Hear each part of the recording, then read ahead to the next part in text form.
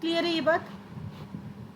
यानी कि हमने क्या किया, हमने 62 किया, fund should be consider inflow. तो आपको सिंपल बताया कि भाई आपको पता है जिन चीज़ों से हमारा इनफ्लो होता है, यानी कि हमें रिसीव हो रहा है वो इनफ्लो है, जिसमें पेमेंट हो रहा है वो आउटफ्लो है।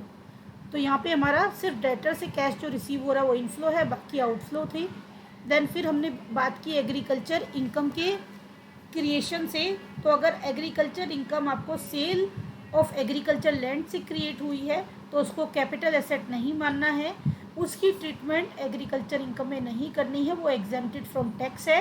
कैपिटल गेन में उसका कोई कंसिडरेशन नहीं होता as per income tax act 1961 section 2 subsection 24। इसके बाद मैंने आपको बताया कि अगर आपका अर्बन एरिया में एग्रीकल्चर लैंड है तो उस सिचुएशन में दो टाइप की ट्रीटमेंट होती है। एक तो ये कि आपका लैंड का बिजनेस है और आप सेल परचेज करते हो एज अ स्टॉक, उसको होल्ड करके रखते हो, तो वो आपके लिए क्या है, बिजनेस इनकम।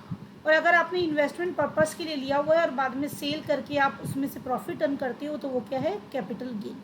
और हमसे क्वेश्चन पूछा हुआ था यहाँ पे, the amount receive from the sale of agriculture land will keep in the category of income. तो किसी भी इनकम की कैटेगरी में वो क्योंकि इसमें मेंशन ही है कि लैंड कहाँ था, तो बाय डिफ़ॉल्ट एग्रीकल्चर लैंड ही, आप एग्रीकल्चर लैंड लिखा हुआ है तो बाय डिफ़ॉल्ट रूलर मान के आप किसी भी कैटेगरी में इसको नहीं लिखेंगे। आई एम रिपीटिंग, अगर लिखा होता है एग्रीकल्चर लैंड कहाँ पर है, अर्बन एरिया में है, तो वो कैपिटल इनकम होती और capital as a capital gain क्या होती, वो टैक्सेबल होती। लेकिन यहाँ पे कुछ भी मेंशन नहीं है तो बाय डिफ़ॉल्ट हमने क्या एज्यूम किया कि भाई एग्रीकल्चर लैंड रूरल एरिया में है, और हमने आंसर क्या चूज़ किया, नन ऑफ दीज, क्योंकि क्वेश्चन में कुछ भी मेंशन नहीं है। तो कुछ क्वेश्चन ऐसे भी होते हैं जहाँ पे थोड़ा सा कॉमन सेंस लगा के हमें काम करना होता है, अदरवाइज इसके दो आंसर हो सकते हैं, डिपेंड करता है कि जो बोर्ड है वो कौन सा आंसर एक्सेप्ट करे। बाकी बाय डिफ़ॉल्ट का मतलब यही होता है कि अगर कुछ भी मेंशन नहीं है तो उस सिचुएशन में एक स्टैंडर्ड ट्रीटमेंट होती है, उसको हमें फॉलो करना चाहिए। Now question number 64, asset as on 1 जनवरी यानी कि ओपनिंग एसेट है, लाइबिलिटी एज ऑन 1 जनवरी ओपनिंग लाइबिलिटी है, कैपिटल आपके पास क्लोजिंग है, owner withdraw for personal use during the year आपको 4000 गिवन है, फाइंड आउट ओपनिंग कैपिटल। तो यहाँ पे इस तरह के क्वेश्चन में सिर्फ कुछ आइटम आपको कंफ्यूज करने के लिए देते हैं, इसका आंसर आप सीधा सीधा निकाल सकते हो। आपके पास ओपनिंग एसेट है, ओपनिंग लाइबिलिटी है, हमें क्या निकालना है, ओपनिंग कैपिटल। तो यहाँ से ओपनिंग कैपिटल कैसे निकल जाएगी, asset opening asset is equal to opening capital plus opening liability. Opening asset 30,000 है आपके पास, ओपनिंग कैपिटल नहीं है और ओपनिंग लाइबिलिटी है 13,000। अब आप प्लस करोगे and you will get the answer. 13 उधर जाके माइनस हो जाएगा और कितना हो जाएगा, 17,000, यानी कि option number C is the right answer. ये सिर्फ कंफ्यूज करने के लिए दिया हुआ है, क्योंकि हम क्या पढ़ते हैं, हम ये पढ़ते हैं closing capital is equal to, formula हम पढ़ते हैं closing capital is equal to opening capital plus income minus expenses minus drawings minus interest on drawings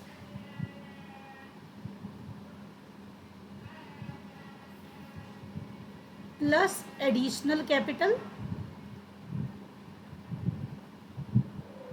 plus interest on capital. ये सारा एंड रिजल्ट आता है, या फिर ओपनिंग एसेट हो, ओपनिंग ही कैपिटल हो, ओपनिंग ही लाइबिलिटी हो, या फिर क्लोजिंग एसेट, क्लोजिंग कैपिटल और क्लोजिंग लाइबिलिटी हो। तो हमारी सिचुएशन में हमें ओपनिंग जब एसेट और लाइबिलिटी गिवन है तो हम इतने बड़े फॉर्मूले में, यानी कि इसमें हमें ड्राइंग्स का और क्लोजिंग कैपिटल का कोई यूज़ करने की ज़रूरत नहीं है, सीधा सीधा क्वेश्चन का आंसर आ जाएगा, asset is equal to capital plus liability, और सारे बैलेंसेज ओपनिंग है, उसकी हेल्प से हमने निकाल दिया 17,000। क्लियर है ये? क्योंकि कई बार क्वेश्चन ये है, इस पेपर में इस टाइप के 3 बार क्वेश्चन आए हुए सेम टाइप का, सिर्फ वैरायटी चेंज की हुई है। Now moving on the next question, question number 65।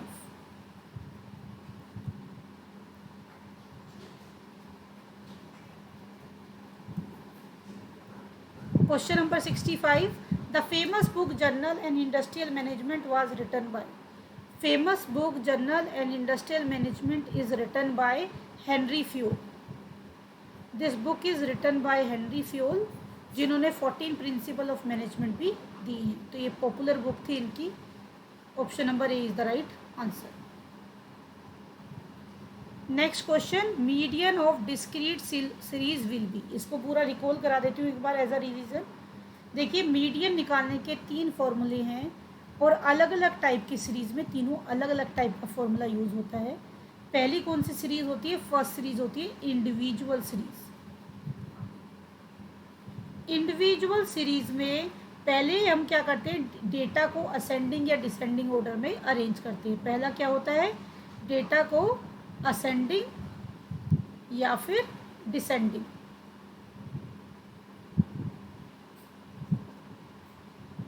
Ascending या डिसेंडिंग ऑर्डर में अरेंज करने के बाद अगर n की वैल्यू क्या है, ओड है, तो उस सिचुएशन में मीडियन क्या होता है, size of n plus 1/2th term.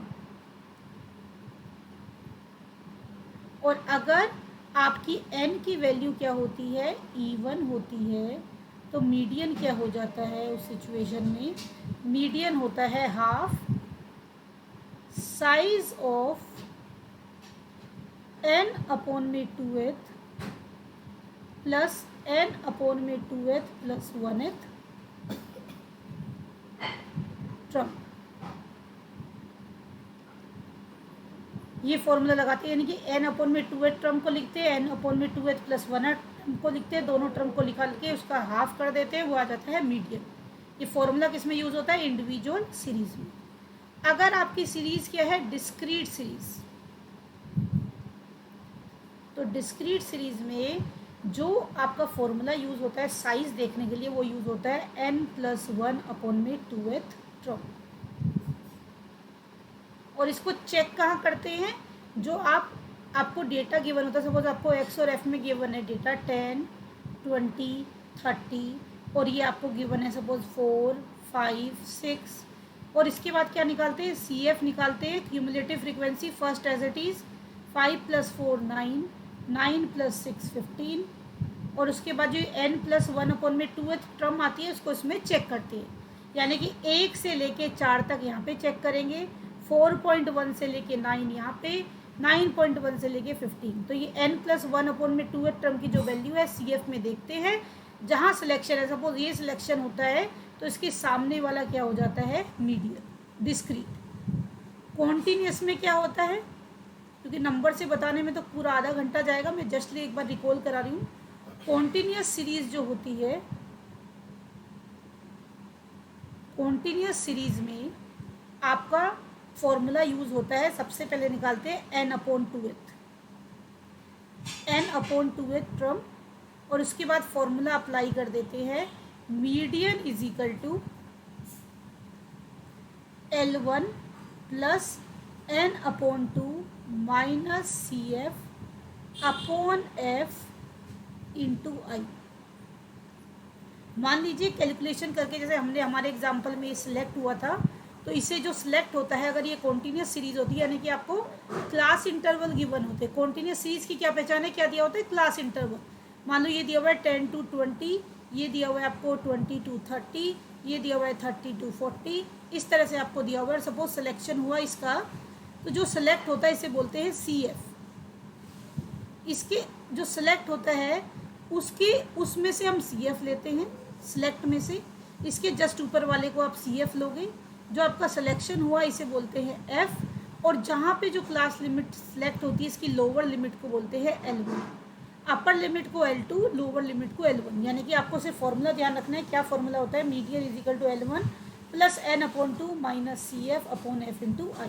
समझ आ गया, जो सिलेक्ट हुआ है उसके जस्ट ऊपर वाला सी एफ में, उसके जस्ट ऊपर वाला सी एफ होता है, और जो सिलेक्ट हुआ उसके सामने वाले को एफ कहते हैं, और क्लास इंटरवल जो सिलेक्ट हुए हैं उसकी जो लोअर लिमिट है उसे L1 हम लोग कहते हैं, और फॉर्मूले में पुट कर देते हैं, क्योंकि यूपी पीजीटी में कई बार ये पूरा का पूरा क्वेश्चन निकालने के लिए भी आया हुआ है।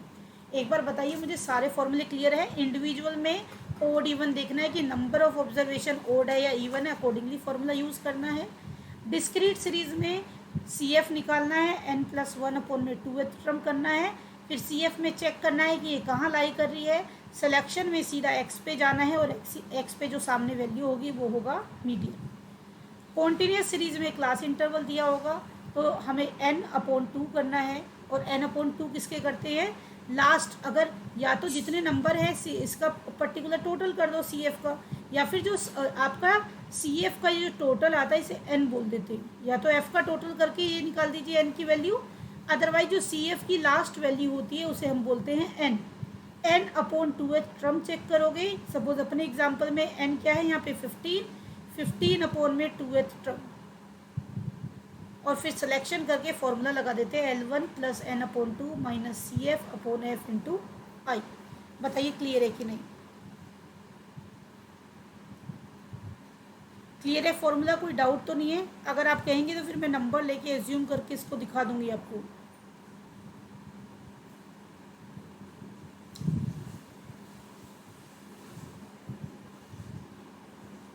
किसी को डाउट है इसमें?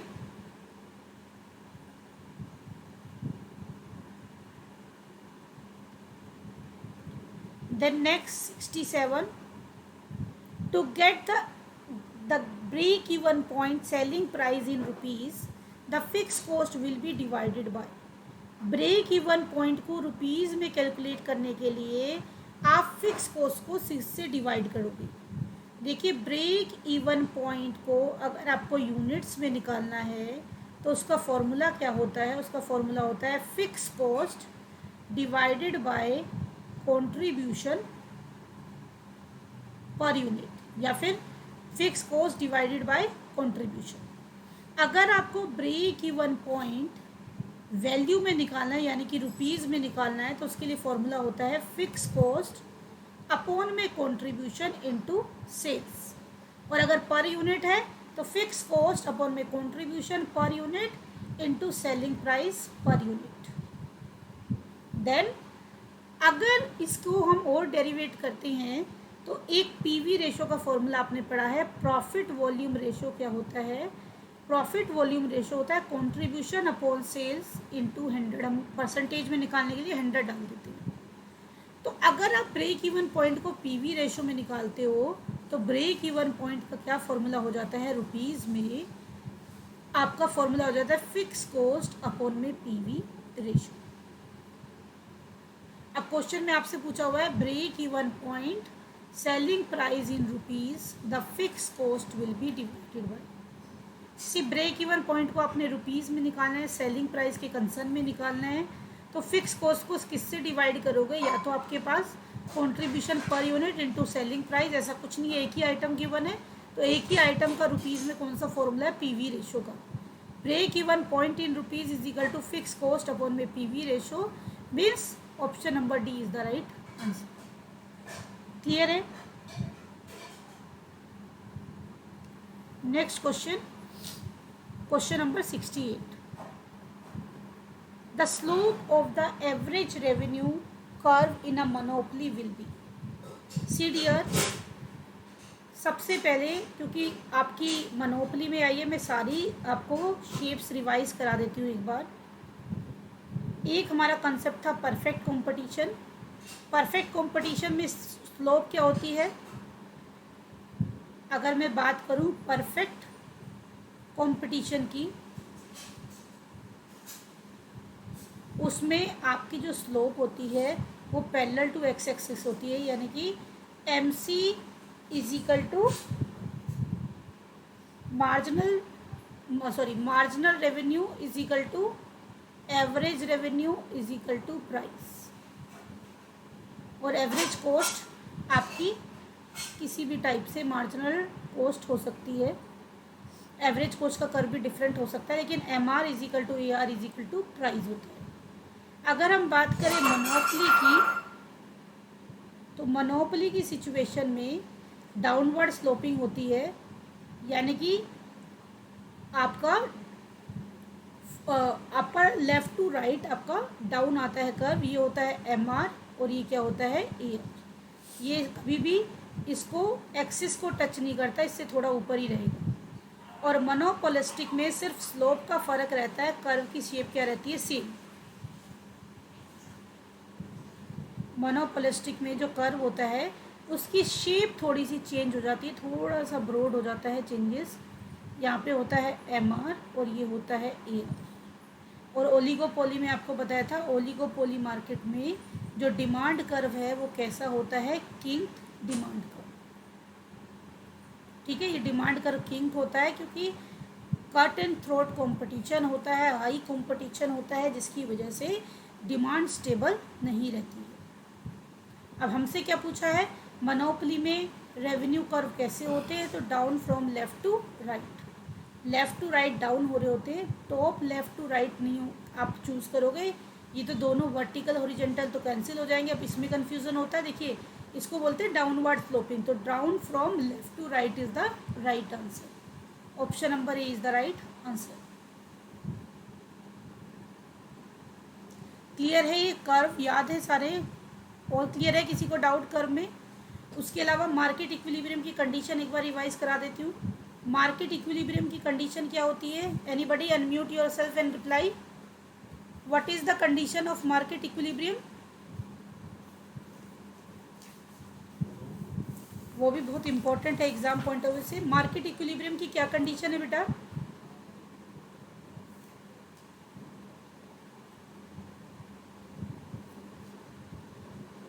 Anybody unmute yourself and reply.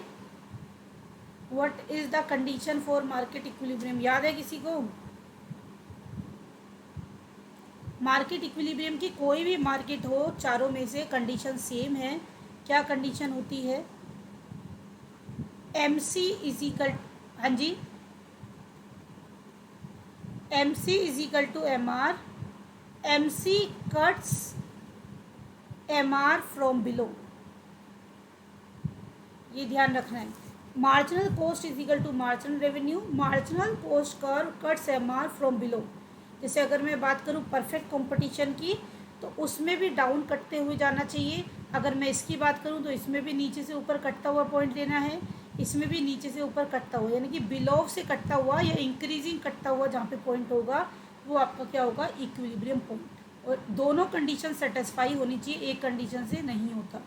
For example अगर मैं बात करती हूँ परफेक्ट कंपटीशन की, तो परफेक्ट कंपटीशन में हमारा है MR is equal to AR is equal to price. अब यहाँ पे सपोज MC कर्व ऐसे कट करके जा रहा है दो पॉइंट पे, पॉइंट A है, पॉइंट B है। पॉइंट A और B पहली कंडीशन सेटिस्फाई कर रहे हैं, A और B पे दोनों पे MC is equal to MR है, लेकिन MC cuts MR from below. A point पे बिलो से नहीं कर रहा, ऊपर से कट कर रहा है, और B पॉइंट पे बिलो से कर रहा है। इट मीन्स इक्विलिब्रियम पॉइंट क्या होगा, पॉइंट B। और बिलो का मतलब क्या होता है, वाइल इंक्रीजिंग, यानी कि बिलो से वो कट करा है, इसका मतलब वो बढ़ते हुए कट करा है, इंक्रीज होते हुए कट करा है।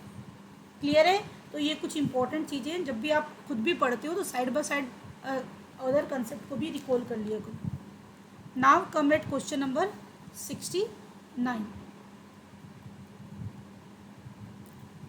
As I told you, capital के कई सारे क्वेश्चंस आए हुए हैं, सिर्फ थोड़ा सा लैंग्वेज चेंज किया हुआ है, और आपको देखना है सिर्फ कंफ्यूजिंग लैंग्वेज यूज़ की हुई है, बाकी क्वेश्चन वही है एक अकाउंटिंग इक्वेशन के बेस पे। Capital at the beginning of the year 10,500, withdraw annually for personal use 6,500, new capital brought in the year 3,500, what will be the capital at the end if no profit no loss? ना तो profit हो रहा है ना loss हो रहा है, तो आपको बतानी है कैपिटल एट द एंड। आपको बिगिनिंग कैपिटल दी हुई है, capital at the end calculate करनी है। सीधा सा फंडा अभी मैंने बताया था कि कैपिटल एट द एंड निकालने का क्या तरीका होता है, उसी को आप यूज़ करोगे। आपको गिवन है बिगनिंग, आपको गिवन है विड्रॉवल 6,500, आपको गिवन है एडिशनल, सीधा सीधा फंडा। क्लोजिंग कैपिटल क्या हो जाएगी, closing capital is equal to opening capital plus additional capital minus drawings, सीधा सीधा फंडा। यानी कि 10,500 माइनस 6,500 प्लस 3,500, तो आपका आंसर क्या हो जाएगा, 10,500 प्लस 3,500 -6,500, 10 और 3 4, 13 और 1 14, 14,000 लेस, 14,000 में से 6 लेस करोगे, और सॉरी 6,500 लेस करोगे, you will get 7,500 as a answer. Option number A is the right answer. Next question, UP PGT में क्वेश्चन थोड़े से ऐसे अटपटे से बनाते हैं, बाकी क्वेश्चन होते हैं easy. Question number 70, the following is a current liability. Outstanding wages क्या है, करंट लाइबिलिटी है। प्रेफरेंस शेयर क्या है, नॉन करंट लाइबिलिटी है। प्रोविज़न फॉर डेप्रिसिएशन किस लिए बनाया जाता है, आप इसको प्रोविज़न बनाते हो ताकि आप अपनी एसेट्स को, फिक्स एसेट्स को एक्चुअल वैल्यू पे दिखाएं, आप उसकी वैल्यू को डाउन ना करें, उसके लिए प्रोविज़न फॉर डेप्रिसिएशन बनाते हैं और इसे रिजर्व एंड सरप्लस में शो करते हैं। तो ये भी क्या है, नॉन करंट लाइबिलिटी की तरह ट्रीट होता है। शेयर ऑफ प्रॉफिट क्या है, रेवेन्यू नेचर का है, लेकिन ये आपकी लाइबिलिटी नहीं है, आप इसको कैपिटल में ऐड करते हो, कैपिटल को इनहेंस करता है, but you can't say it as a liability. तो आपका करंट लाइबिलिटी पूछा है, तो हमारा आंसर एज पर सिचुएशन क्या हो जाएगा, option number A is the right answer. Next question, question number 71, share forfeited account shown liability side of balance sheet. जब नॉन पेमेंट की वजह से शेयर फॉरफिटेड हो जाते हैं तो उसका अकाउंट कहाँ शो होता है, उसका अकाउंट शो होता है रिजर्व एंड सरप्लस में। लेकिन इसके लिए भी आपको देखना पड़ेगा, क्योंकि यहाँ पे हमारे पास है reserve and surplus, add in paid up capital and none of these. आपको पता है कि रिजर्व एंड सरप्लस में भी तभी जाता है जब वो कैपिटल रिजर्व में कन्वर्ट होता है। जो फॉरफिटेड शेयर हैं उनको री इशू करने के बाद किस में भेजते हैं, रिमेनिंग बैलेंस को। पहले तो हम री इशू में एडजस्ट करते हैं, फॉर फीचर अकाउंट में ही रहने देते हैं, और उसको बाद में कहाँ भेज देते हैं, कैपिटल रिजर्व में। लेकिन अगर कुछ भी मेंशन नहीं है इसमें, री इशू का कोई कंसेप्ट मेंशन नहीं है, कुछ मेंशन नहीं है, तो बाय डिफ़ॉल्ट हमें कहाँ लेना है, रिजर्व एंड सरप्लस में। क्योंकि आप फॉरफिटेड अकाउंट है आपका, अगर आप पेड अप कैपिटल में उसको ऐड कर दोगे तो एक तरह से इम्बैलेंस क्रिएट हो जाएगा। क्योंकि अगर आपको स्पेसिफिक सिचुएशन दी होती तो कई बार कहीं पे आप आंसर सर्च करोगे, पेड अप कैपिटल भी कई बार मिलता है, बट टेक्निकली मेरे अकॉर्डिंग आंसर इसका रिजर्व एंड सरप्लस होना चाहिए, क्योंकि इसमें मेंशन नहीं है कि उस बैलेंस का क्या ट्रीटमेंट हुआ, सिर्फ आपको कहा है शेयर फॉरफिटेड अकाउंट को कहाँ दिखाएंगे। तो इट में भी पॉसिबल दोनों सिचुएशन हो सकती हैं कि भाई आपने शेयर फॉरफिटेड कर लिया, अभी तक जब तक एडजस्ट नहीं किया आपके पास वो एज अ रिजर्व रखा हुआ है, एज अ सरप्लस रखा हुआ है, और जब उसे आप एडजस्ट कर लेते हो और बचा हुए को कहाँ भेज देते हो, कैपिटल रिजर्व में।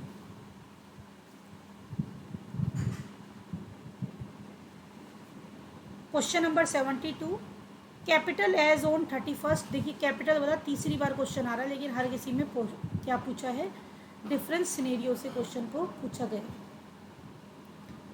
Capital as on 1st January is this, capital on 31st December is this, find out the profit and loss when drawings is 4300। अभी पीछे आपको जो फॉर्मूला बताया था उसी फॉर्मूले को लगाएंगे।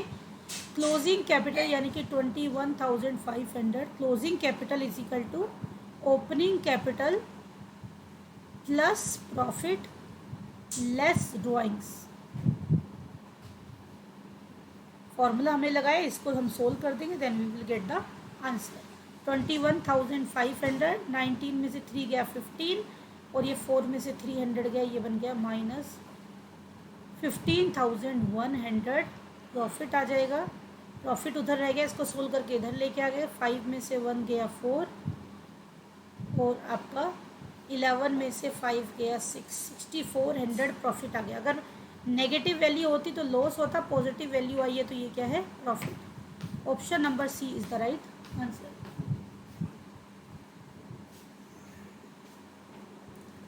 क्लियर है?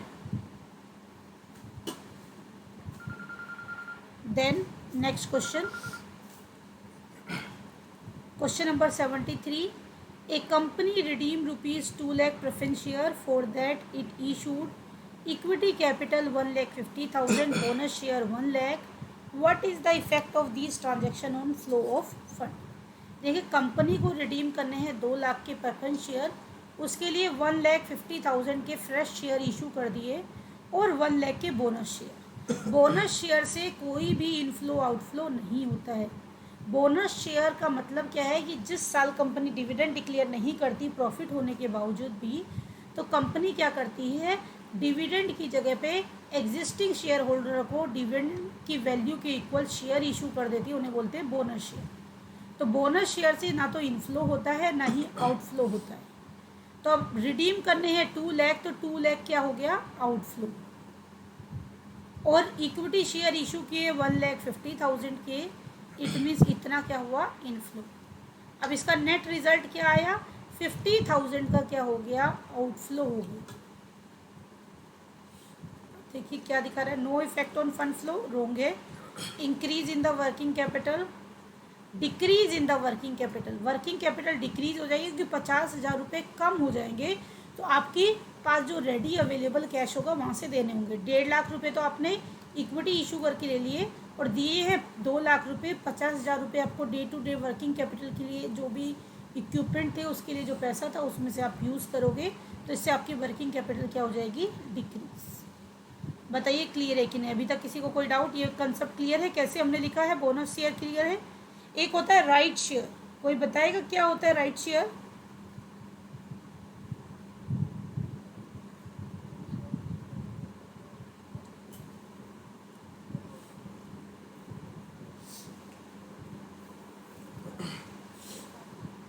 हाँ जी, यानी कि उनको पहले ही प्रायोरिटी देते हैं कि भाई आप बाय कर लीजिए, अगर वो बाय नहीं करते तब फिर मार्केट में वो आईपीओ निकालते हैं। पहले एग्जिस्टिंग शेयर को ही राइट शेयर के नाम से उनको ऑफर दिया जाता है। ठीक है, तो यहाँ पे बोनस शेयर था, इनफ्लो आउटफ्लो कुछ नहीं होता। क्लियर है क्वेश्चन?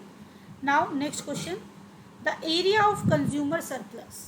सबसे पहले तो ये जानना चाहिए कि कंज्यूमर सरप्लस होता क्या है। इकोनॉमिक्स में मैंने पढ़ाया था आपको, कंज्यूमर सरप्लस क्या है, whatever consumer is ready to pay for a commodity and what actually pays is called consumer equilibrium। देखिए सपोज ये है डिमांड, ये है सप्लाई कर्व। आपको पता है इक्विलिब्रियम कहाँ होता है, जहाँ डिमांड एंड सप्लाई क्या करती है, इंटरसेक्ट करती हैं, ये होता है इक्विलिब्रियम। अब सपोज इक्विलिब्रियम पे यहाँ पे प्राइस डिसाइड हो गया, तो इसको क्या बोलते हैं हम, इसको बोलते हैं whatever consumer is ready to pay and what he actually pays, उसका डिफरेंस क्या होता है, कंज्यूमर सरप्लस। तो ये क्या है, कंज्यूमर सरप्लस, क्योंकि ये प्राइस लाइन है, ये क्या है, प्राइस लाइन। यानी कि कंज्यूमर सरप्लस क्या है, डिमांड कर्व से नीचे और प्राइस लाइन से क्या है, ऊपर। कंज्यूमर सरप्लस प्राइस लाइन से अबव है एंड डिमांड लाइन से क्या है, डाउन है। ठीक है, और इससे नीचे वाले को क्या कहते हैं, प्रोड्यूसर सरप्लस। अब आपसे पूछा भाई कंज्यूमर सरप्लस क्या है, तो आपने क्या देखा, कंज्यूमर सरप्लस डिमांड कर्व से नीचे और प्राइस लाइन से ऊपर है, और प्रोड्यूसर सरप्लस क्या होगा, प्राइस लाइन से नीचे और सप्लाई लाइन से ऊपर। तो आपको कंज्यूमर सरप्लस पूछा हुआ है below the demand curve and above the price line, यानी कि कौन सा ऑप्शन हो जाएगा, option number A is the right answer. Same question अगर प्रोड्यूसर इक्विलिब्रियम के लिए पूछ ले, तो हमारा क्या फंडा हो जाएगा प्रोड्यूसर इक्विलिब्रियम में, below price line and above supply line, क्योंकि प्रोड्यूसर का रिलेशन किससे है, सप्लाई से। बताइए क्लियर है प्रोड्यूसर और ये, और डेफिनेशन क्या है, whatever consumer is ready to pay and what he actually pays is called consumer surplus, उसका जो डिफरेंस है। Fund in the fund flow statement means, fund flow statement में फंड का क्या मीनिंग है, फंड फ्लो स्टेटमेंट में fund का meaning होता है वर्किंग कैपिटल। क्योंकि आप देखते हो फंड फ्लो स्टेटमेंट में हम क्या बनाते हैं, सबसे पहले बनाते हैं schedule of change in working capital, पहली स्टेटमेंट ये होती है। फिर क्या होता है, second statement fund of profit from operation, profit और लॉस फ्रॉम ऑपरेशन। यानी कि ये क्या है, ऑपरेशन से रिलेटेड स्टेटमेंट होती है। और थर्ड में क्या लिखते हैं, हम स्टेट फंड फ्लो स्टेटमेंट बनाते हैं जिसमें हम एप्लीकेशन और यूजेस ऑफ फंड लिखते हैं। इसमें क्या लिखते हैं, एक साइड एप्लीकेशन डेबिट साइड और क्रेडिट साइड क्या लिखते हैं, यूसेज ऑफ फंड। क्लियर है। तो फंड का मतलब क्या है, in general working capital. What percentage of production and selling of tea treated as agriculture income. ये मैंने आपको एक टेबल समझाई थी इनकम टैक्स समझाते समय। अगर टी के कंसर्न में हम बात करते हैं तो टी के कंसर्न में 60% क्या है, एग्रीकल्चर इनकम है।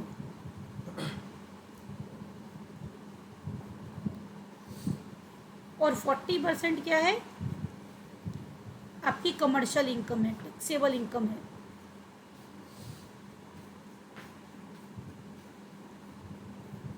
तो आपसे ये पूछा हुआ है what percentage of production treated as agriculture income पूछे तो क्या बोलेंगे, 60%।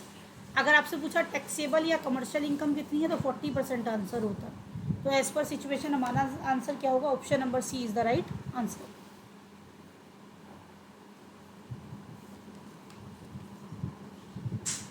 Now next question, question number 78। See the education qualification for internal auditor of a joint stock company. Internal auditor की बात हो रही है। इंटरनल ऑडिटर की क्वालिफिकेशन को लेके कंपनीज एक्ट में या कहीं भी कुछ भी मेंशन नहीं है, वो डिपेंड करता है कंपनी के ऊपर। तो it is not necessary to be educated according to companies act. Internal auditor के लिए कंपनीज एक्ट में कोई प्रोविज़न गिवन नहीं है।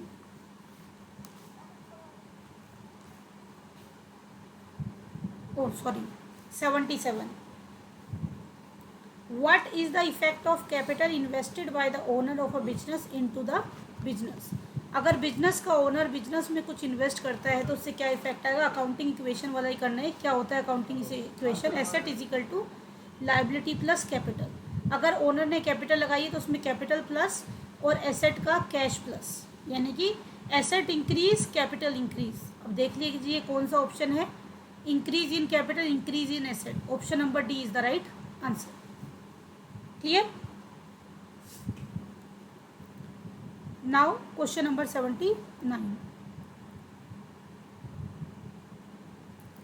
Value of asset ₹21,000, scrap value 1,000, rate of depreciation 10%। what will be the rate of depreciation for second year if depreciation is charged as per straight line method। एक बार आपको जो इसमें concept important है वो recall कराने हैं, जो कि पेपर में बार बार आते हैं। एक तो आपका क्या आता है, डेप्रिसिएशन निकालना। डेप्रिसिएशन स्ट्रेट लाइन के अकॉर्डिंग क्या होता है, cost minus scrap value divided by working life. यहाँ से क्या आ जाती है, डेप्रिसिएशन की वैल्यू। और अगर आपको डेप्रिसिएशन की परसेंटेज निकालनी हो, डेप्रिसिएशन की परसेंटेज क्या होती है, डेप्रिसिएशन या you can say annual depreciation divided by cost into 100। और अगर आपको रेट से डेप्रिसिएशन निकालना है और स्क्रैप वैल्यू भी गिवन है तो depreciation is equal to cost minus scrap value into rate upon 100। तो हमारे पास वैल्यू गिवन है 21, स्क्रैप वैल्यू है 1, तो ये हो गया आपका 21 माइनस 1 यानी कि 20,000। और 10% निकालना है, 10% की वैल्यू आ गई 2,000। स्ट्रेट लाइन मेथड में आपको पता है कि हर साल क्या रहती है, सेम वैल्यू रहती है। तो सेकेंड ईयर की ये आपसे पूछ रहा है, स्ट्रेट लाइन में एक साल जो लगा सालों साल वही लगता रहता है जब तक इस एसेट की वैल्यू 0 नहीं हो जाती। तो स्ट्रेट लाइन में सेकेंड ईयर के लिए क्या हो जाएगा, 2,000। अगर यही क्वेश्चन डिमिनिशिंग बैलेंस मेथड या फिर रिटर्न डाउन वैल्यू मेथड से पूछते तो क्या हो जाता, पहले साल लगता 2,000, फिर 20,000 में से माइनस 2,000, सेकेंड ईयर के लिए 18,000 का 10%, यानी कि क्या वैल्यू हो जाती, 1800 हमारी वैल्यू हो जाती in case of diminishing balance method और रिटर्न डाउन वैल्यू मेथड, क्योंकि वहाँ पे हमेशा ओपनिंग बैलेंस पे पर्टिकुलरली कैलकुलेशन की जाती है। क्लियर? Now next question. अब देखिए ये अकाउंटिंग इक्वेशन क्वेश्चन कितनी बार इस पेपर में आया हुआ है, फिर से उसी का फॉर्मेशन यूज होगा। Closing stock, cost of sales, gross profit, purchase and find value of opening stock. अब ध्यान दीजिएगा ये सेल नहीं है, क्या गिवन है, cost of sale. Common error बच्चे इसमें क्या करते हैं, ये कॉस्ट ऑफ सेल को सेल की तरह लेके चलते हैं। देखिए अगर आपको ओपनिंग स्टॉक निकालना है, opening stock with the help of sales, तो क्या होता है आपका sales plus closing stock minus purchase minus direct expenses, यानी कि जो कि मैन्युफैक्चरिंग से रिलेटेड एक्सपेंसेस हैं जो कि ट्रेडिंग में आती हैं, और माइनस ओपनिंग स्टॉक। और आपको पता है कॉस्ट ऑफ सेल का क्या रूल होता है, GP is equal to sales minus cost of sale, जिसे हम कॉस्ट भी कहते हैं, कोक्स भी कहते हैं, कॉस्ट ऑफ गुड्स सोल्ड या कॉस्ट ऑफ सेल्स। अब यहाँ पे अगर मैं सेल्स की वैल्यू निकालने जाऊँ या जीपी की हेल्प से इसको निकालूँ, तो कोक्स क्या हो जाता है, कोक्स हो जाता है सेल्स माइनस जीपी। कोक्स क्या हो जाता है, सेल्स माइनस जीपी। अब आपको कॉस्ट ऑफ सेल्स गिवन है, तो कॉस्ट ऑफ सेल्स को आप सेल्स माइनस जीपी की जगह यूज़ कर सकते हो। यानी कि इस सिचुएशन में क्या फॉर्मूला यूज़ हो सकता है, इस सिचुएशन में आपका फॉर्मूला यूज़ होगा cost of sales is equal to opening stock plus purchase minus closing stock. घर से ड्राइव करके दिमाग में रखो क्यों होगा ऐसा फॉर्मूला। देखिए sales plus closing stock minus purchase था, अब आपको कैसा स्टॉक निकालना है, ओपनिंग स्टॉक निकालना है। तो कॉस्ट ऑफ सेल्स के अगर हम ओपनिंग स्टॉक निकालने हैं, सेल्स माइनस जीपी की जगह पे यहाँ पे हमारे पास ओपनिंग स्टॉक है और जीपी भी डेबिट साइड बचता है। अगर उस ट्रेंड से इसको देखें तो सेल्स माइनस जीपी क्या हो जाएगा, कॉस्ट ऑफ सेल्स। फिर उसके बाद यहाँ पे आपके पास बचता है क्लोजिंग और परचेज, उसको उधर शिफ्ट करके डिराइव करती है फॉर्मूले, तो सीधा सीधा फॉर्मूला आ जाता है बिना किसी पर्टिकुलर थिंग्स के कि कॉस्ट ऑफ सेल्स को आप opening stock plus purchase minus closing stock से रिलेट कर सकते हैं। ये मुझे बताइए डेरिवेशन समझ आएगी नहीं कि दोबारा बताऊँ। डेरिवेशन क्लियर है, कैसे बनाया है फॉर्मूला, वो ट्रेडिंग के फॉर्मेट को ही उठा। हाँ जी देखिए ऊपर वाला तो क्लियर होगा, सिर्फ ट्रेडिंग के फॉर्मेट को कॉपी किया है। ट्रेडिंग का फॉर्मेट होता है, यहाँ पे ओपनिंग स्टॉक होता है, फिर एक्सपेंसेस होती है और फिर जीपी होता है। यहाँ पे आपकी सेल्स होती है और क्लोजिंग स्टॉक होता है। तो यहाँ से अगर क्लोजिंग ओपनिंग स्टॉक आपको कैलकुलेट करना है, ओपनिंग यहीं रह जाएगा, ये दोनों उधर कूद जाएंगे और चले जाएंगे। ठीक है, अगर हम कॉस्ट ऑफ सेल्स की बात करें तो कॉस्ट ऑफ सेल्स क्या है, सेल्स माइनस जीपी, यानी कि sales minus GP cost of sales है, बाकी सबको उधर। अब मैं कॉस्ट ऑफ सेल्स एक तरफ रख रही हूँ, यानी कि सेल्स माइनस जीपी इधर ही रह गया, बाकी उधर चले जाएंगे। तो ओपनिंग स्टॉक है, क्लोजिंग स्टॉक प्लस है, उधर जाके क्या हो जाएगा, माइनस। परचेज इधर माइनस है, उधर जाके क्या हो जाएगी, प्लस। माइनस डायरेक्ट एक्सपेंसेस है, उधर जाके क्या हो जाएगी, प्लस डायरेक्ट एक्सपेंसेस। हमारे क्वेश्चन में डायरेक्ट है नहीं इसलिए मैंने लिखी नहीं। और ये ओपनिंग स्टॉक ऑलरेडी हम लिख चुके हैं, इधर माइनस है, उधर जाके क्या हो गया, प्लस हो जाएगा। अब ये बताइए क्लियर है कि नहीं।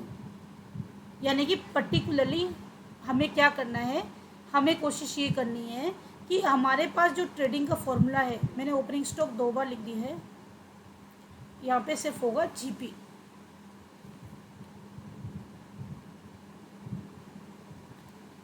अभी बताइए क्लियर हुआ कि नहीं। आपने कुछ नहीं किया है, आपने किया है सेल्स माइनस जीपी, इधर कॉस्ट ऑफ सेल्स बन गया, क्लोजिंग स्टॉक प्लस था, उधर जाके क्या हो गया, minus.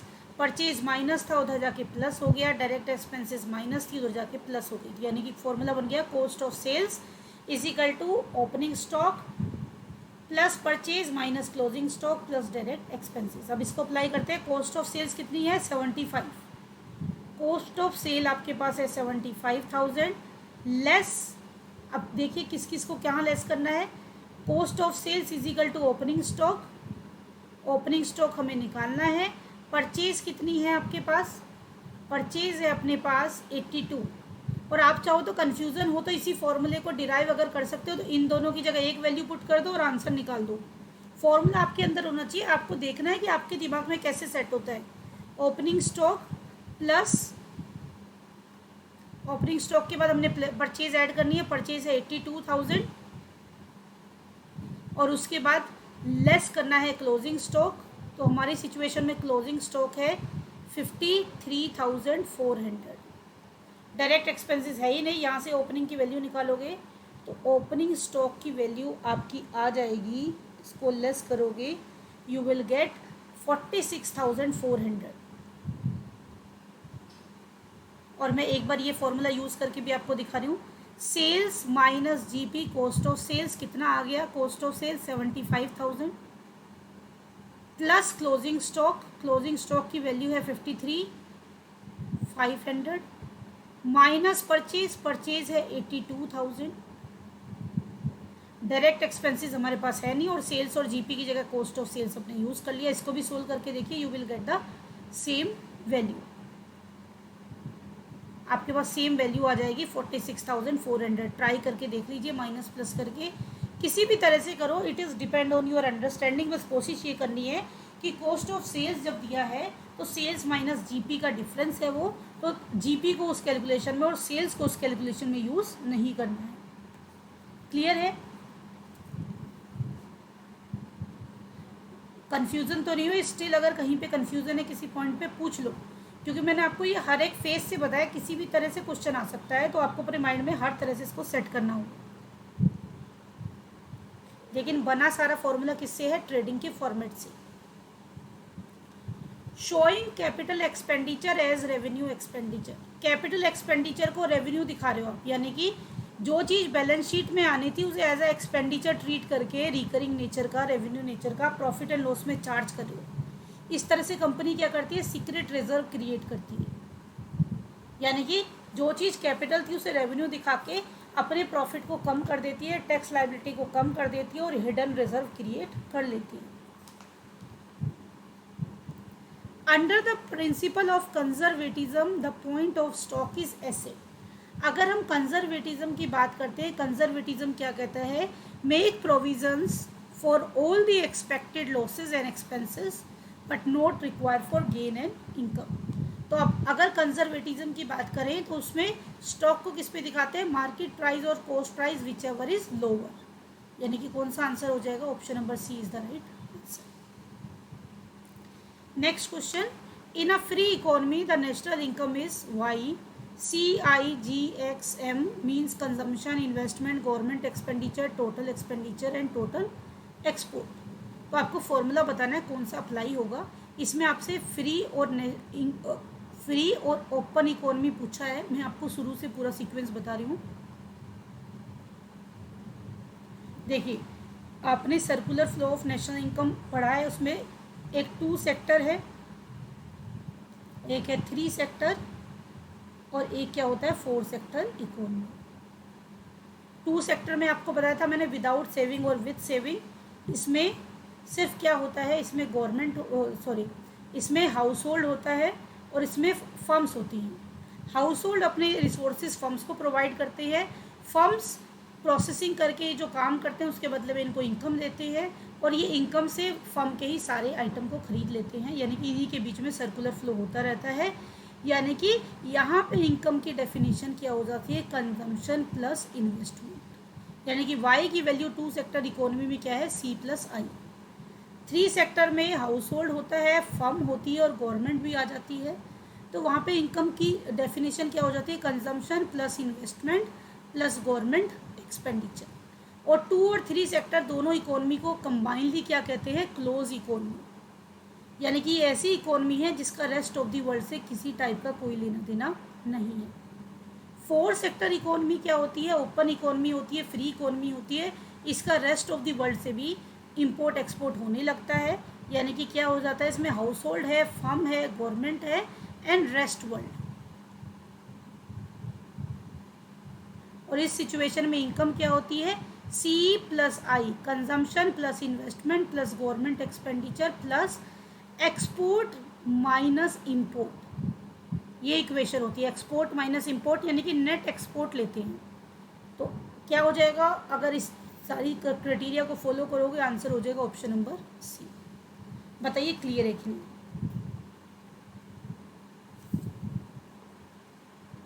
Then next, break even point is where, break even point is the point of no profit no loss.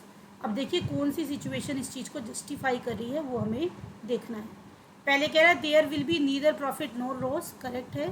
Contribution in fix cost are equal, ये भी करेक्ट है। देखिए कॉन्ट्रीब्यूशन क्या होता है, कॉन्ट्रीब्यूशन के दो फॉर्मूले हैं। कॉन्ट्रीब्यूशन होता है सेल्स माइनस वेरिएबल कॉस्ट, और एक क्या होता है फिक्स कॉस्ट प्लस प्रॉफिट। अब नो प्रॉफिट नो लॉस है, तो यहाँ से देखिए कॉन्ट्रीब्यूशन क्या है, fix cost plus profit. Profit loss हो ही नहीं रहा, जीरो है, कुछ भी नहीं है, तो कॉन्ट्रीब्यूशन किसके इक्वल है, फिक्स कॉस्ट की। Contribution and fix cost are equal, correct है ये भी ब्रेक इवन पॉइंट के कंसर्न में। Total income is equal to total cost, भाई नो प्रॉफिट नो लॉस है, इसका मतलब सारी इनकम सारी एक्सपेंसेस के बराबर है, कॉस्ट के बराबर है। Option number D is the right answer. Clear है। Now last question of today class, question number 85। Mean minus mode is equal to 3 mean minus टेस। आपको मैंने बताया था एक तरीके से बस याद करके रखना, उसी से सारी डेरिवेशन जो भी आपका मीन मीडियन फॉर्मूला है वो हो जाएगा। Mode is equal to 3 median minus 2 mean, बस दिमाग में ये रखना। अब यहाँ पे देखिए मीन है, मान लो आप यहाँ पे सबसे पहले तो आपको मीन मोड दिया हुआ है, और ये फॉर्मूला बनाने के लिए किसकी ज़रूरत है, मीडियन की। इसी से आइडिया लग गया, बाकी सोल्व करके भी देख सकते हो। Mean minus mode minus 3 equal to 3 mean minus 3 median. Solve करोगे इसे, मोड उधर चला जाएगा, ये इधर आ जाएंगे। आप इसको सोल्व करोगे particularly and you are able to derive the formula. अब ये आप मीन की बात कर रहे हो, ये इधर आके माइनस हो गया, mean minus 3 mean, mode minus इधर आके प्लस हो गया, सॉरी मीडियन माइनस इधर आके प्लस हो गया, मोड इधर माइनस उधर जाके प्लस हो गया, यानी कि अल्टीमेटली क्या आ गया, 3 median minus 3 mean plus mean minus 2 mean, और ये क्या है, मोड है। तो ये दिमाग में होगा, इससे खुद ही किसी भी फॉर्म में क्वेश्चन पूछे आप आसानी से लिख सकते हो। आंसर क्या हो जाएगा, option number B is the right answer. बताइए क्लियर है कि नहीं। किसी का कोई डाउट हो तो पूछ लीजिए, डाउट अपने इकट्ठा करके बीच बीच में भेजते जाया करो, जब भी टाइम मिलेगा उनको मैं पीपीटी पे रख के सॉर्ट आउट कर दूंगी। पढ़ाई चल रही है।